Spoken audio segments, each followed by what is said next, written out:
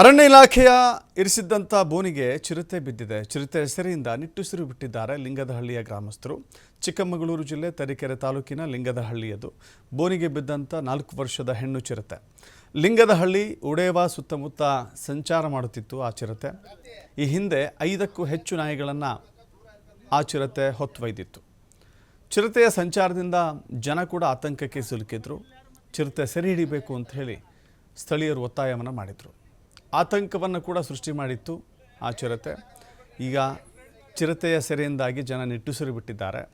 ಚಿಕ್ಕಮಗಳೂರಿನ ತರೀಕೆರೆ ಅರಣ್ಯ ವಲಯ ವ್ಯಾಪ್ತಿಯಲ್ಲಿ ಈ ಘಟನೆ ಸಂಭವಿಸಿದೆ.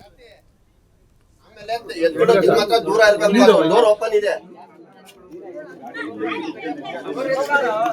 ಆಮೇಲೆ ಇಲ್ಲಿ ಯಾರು ಮತ್ತೆ ಕೈ ಹಾಕ್ಬಿಟ್ರೆ